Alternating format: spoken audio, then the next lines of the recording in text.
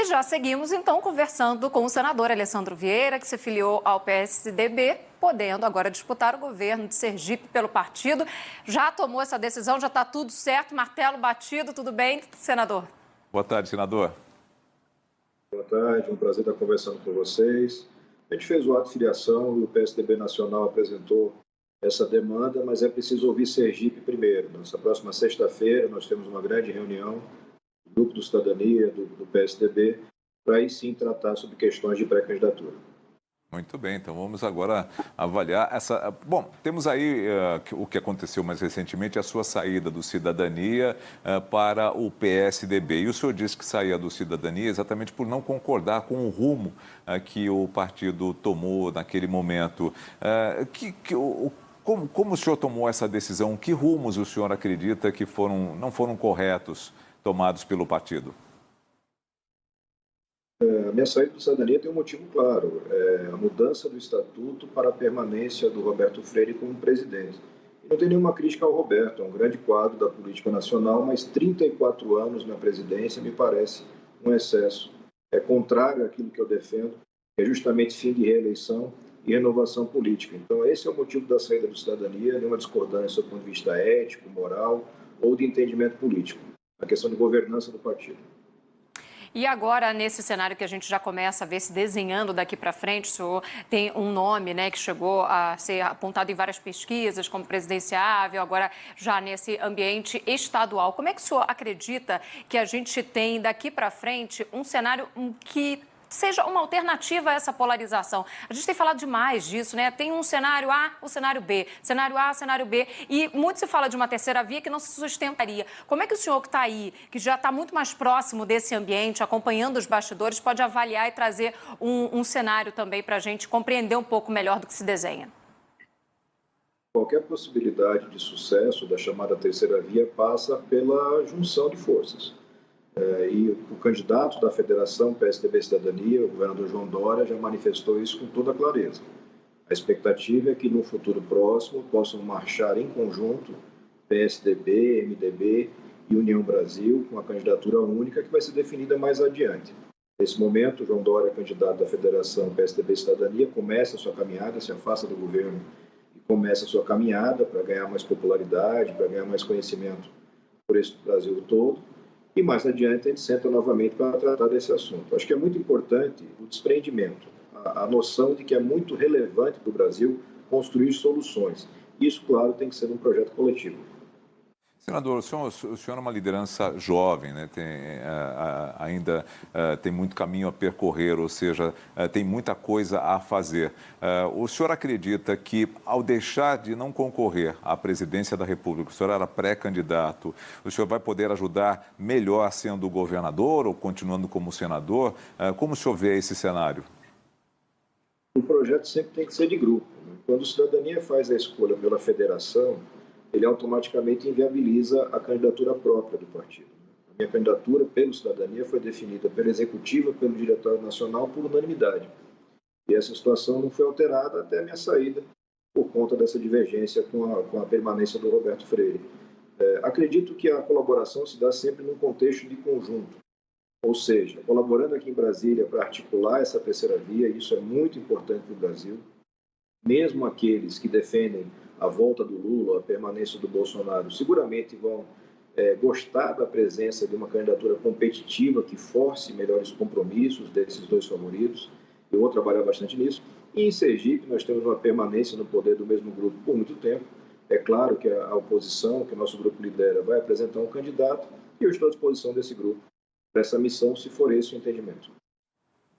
E a gente segue ainda trazendo percepções. Eu queria sair um pouco desse campo das eleições para trazer também outros assuntos para a gente discutir, que eu sei que o senhor está bastante atuante também ainda no Congresso Nacional, e em relação à questão dos aplicativos de mensagens. O Telegram ganhou um espaço enorme nas últimas horas, nos últimos dias, por conta de decisões envolvendo o Supremo Tribunal Federal, mas há também articulações no próprio Congresso para regular, né, para trazer uma regulamentação no funcionamento desse tipo de aplicativo, e eu sei que o senhor está de frente, né? Está aí à frente desse projeto, na verdade. O nosso objetivo é legislar sobre o tema. Você não pode jogar nas costas do judiciário a obrigação de resolver questões sobre fatos que são totalmente Você tem, e é muito recente, a presença de aplicativos de troca de mensagem que servem para comunicação de massa e que precisam de algum tipo de regulação. Apresentamos um projeto nesse sentido e que acabou tendo uma certa sintonia com o que aconteceu na última semana. O Telegram, particularmente esse aplicativo, não tinha representação no Brasil, não respondia às ordens da Justiça. Aconteceu uma decisão do ministro Alexandre de Moraes, uma decisão que tem alguns problemas, na minha visão, problemas técnicos, mas que no mérito é correta. E automaticamente, como já tinha feito na Alemanha, o aplicativo entendeu que sim, vai ter representante, vai obedecer às ordens judiciais, vai combater a desinformação e as mentiras nas redes. É só o que se quer.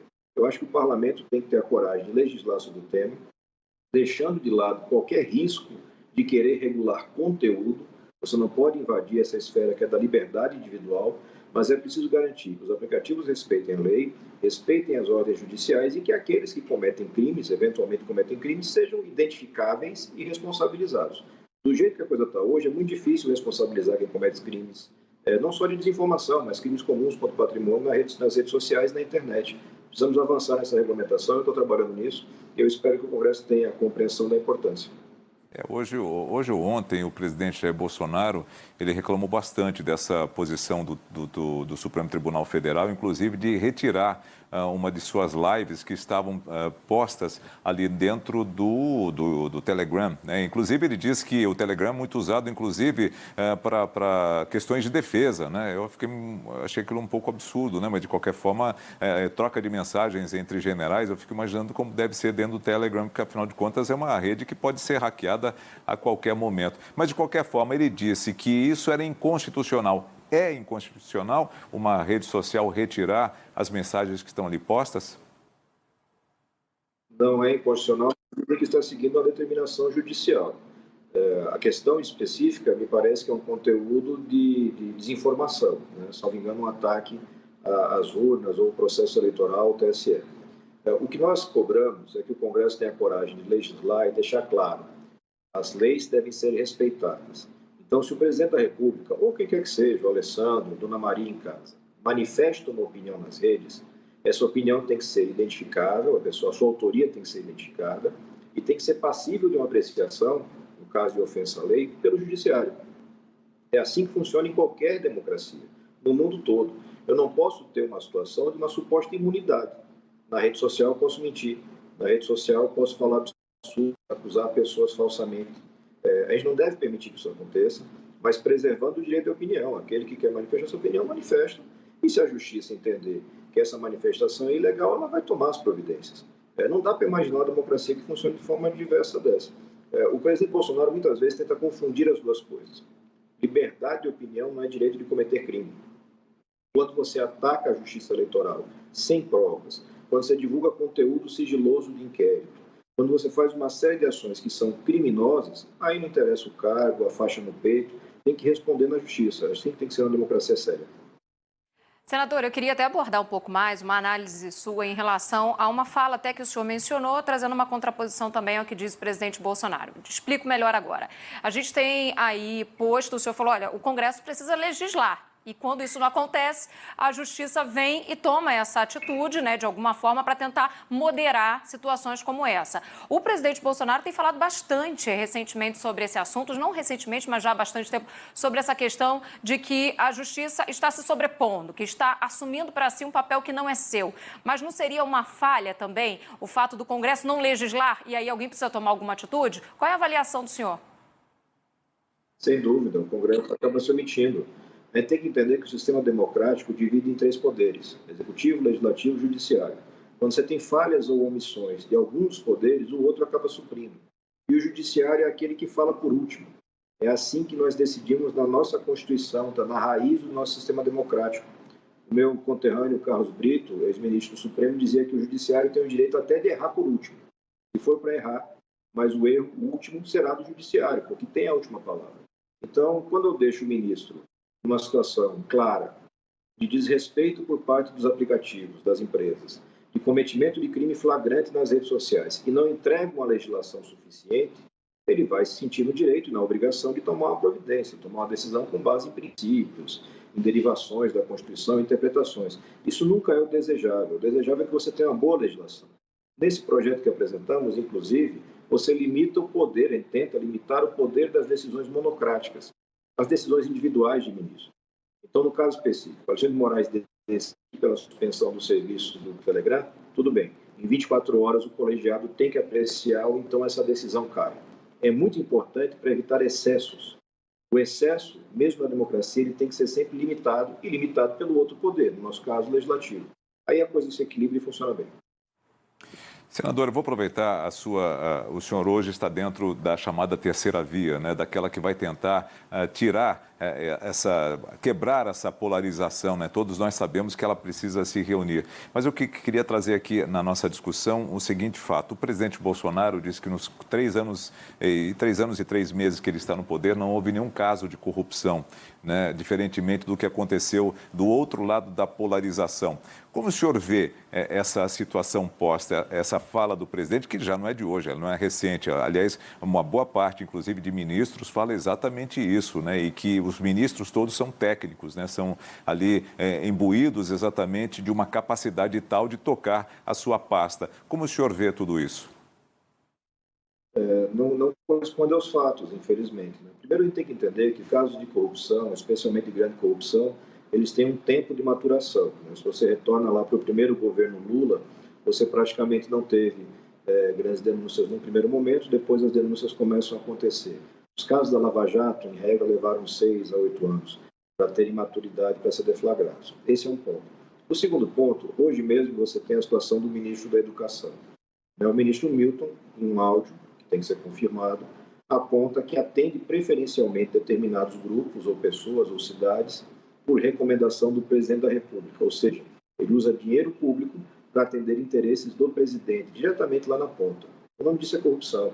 Mesmo que você tecnicamente vá mudar o enquadramento, vai falar em improbidade, vai falar em outros tipos de descrições penais ou processuais, na verdade você está corrompendo o sistema. Nós testemunhamos isso também na área da saúde, a CPI mostrou.